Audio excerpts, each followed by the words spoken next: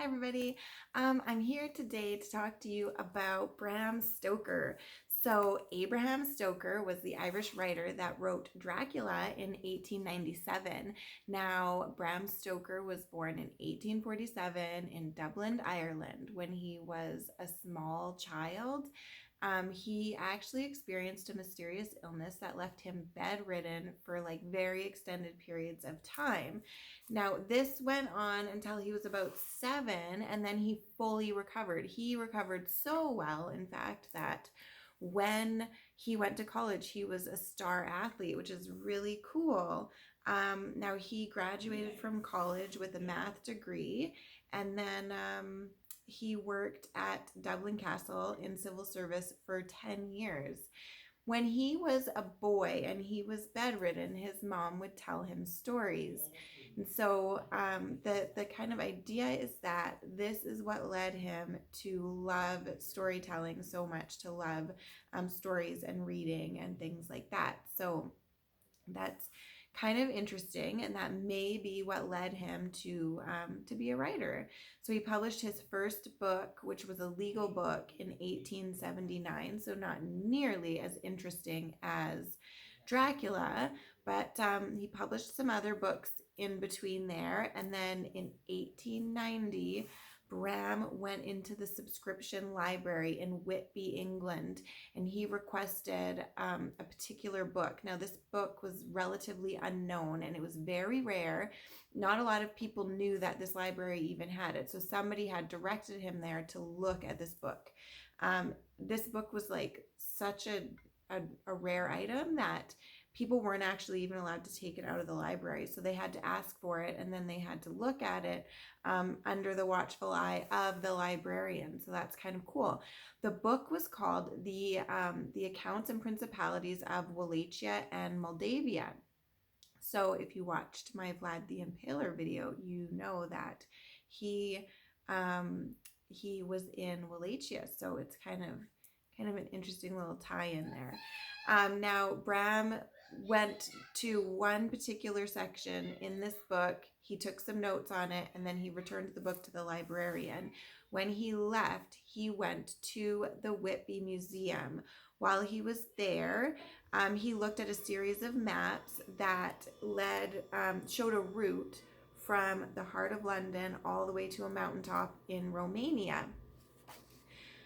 Once he was finished there, he left and went to the Whitby Harbor.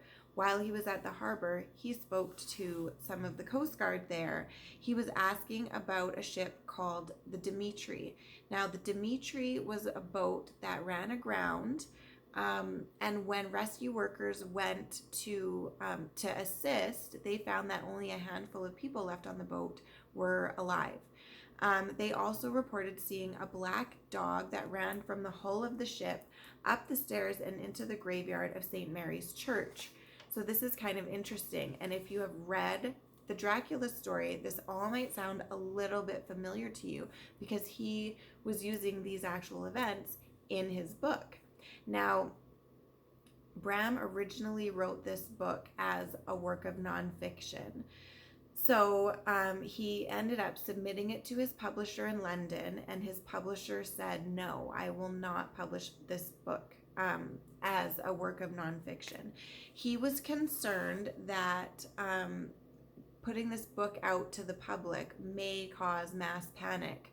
And the reason that he was concerned about this was because London was still reeling from a series of gruesome murders that happened in Whitechapel around that time.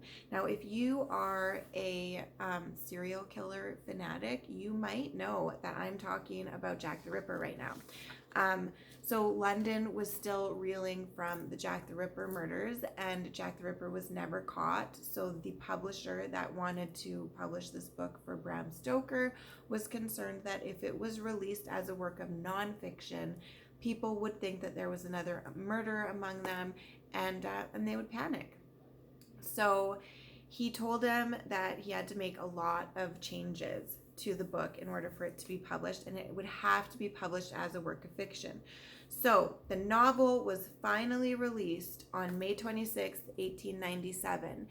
At that point, Bram Stoker had removed the first 101 pages of the book. He also took out a bunch of factual elements, including the fate of Dracula, which he changed, as well as the fate of Dracula's castle, which he also changed at the end of the book. So when all was said and done, tens of thousands of words vanished from the original manuscript, which is insane. In the 1980s, though, the original manuscript was found in a barn in Pennsylvania. Now, nobody knows how it got there. That is still a mystery to this day, but it was found there. When they found it, the first 101 pages were still missing from it. So it was the original manuscript with the first 101 pages removed. So it starts on page 102. With Jonathan Harker's journey on the train. So it's crazy. And where did those 101 pages go? Nobody really knows. But 2 years after Bram's death, his wife released a book called Dracula's Guest. Now, many scholars believe that in this book, you can find pieces taken directly from the missing pages of the original Dracula manuscript. So this might be a book to check out if you're wondering about that. And then, while you're at the library, in 2009, Bram's great-grandnephew published a book called Dracula the Undead, which is based on Stoker's original notes and his original manuscript. So it's kind of a sequel to the story, and it has some information that's not in the original book. So there are crumbs from his original 101 pages that are in other works that were released about Dracula, which is really fascinating. In 2018, Bram's great-grandnephew again released another book, and this book is called Dracula, and this book is based on Bram Stoker's notes and letters, and this is an attempt to kind of reconstruct those missing pages and prove that Dracula was a real person. Now, do they do that or not? I don't really know. Is Dracula based on Vlad the Impaler? It's hard to say for sure, but certainly a lot of the things that that Bram Stoker looked into, places that he went and things that he was studying and notes that he took kind of point that way, though he never, in any of the notes that that have been found, he never outright says that's who the story is based on. So I don't know. This mystery may never be solved. But what we do know is that Bram Stoker based many of the characters in his book on real people.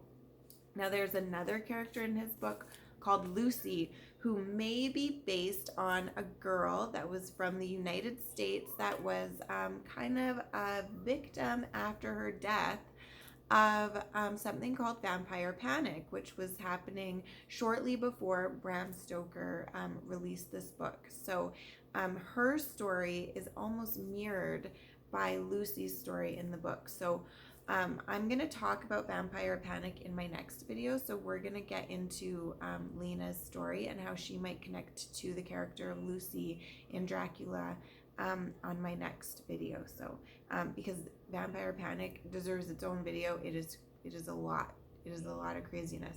So yeah. Anyway, that is Bram Stoker and a bit of information about how he wrote Dracula and kind of the backstory and the mystery surrounding it. Yeah, if you have any questions or any like cool things to add to the story, I definitely want to hear them. And otherwise, I will be back on another day with another video about vampire panic, and it's going to be awesome. Okay, thanks guys. Bye.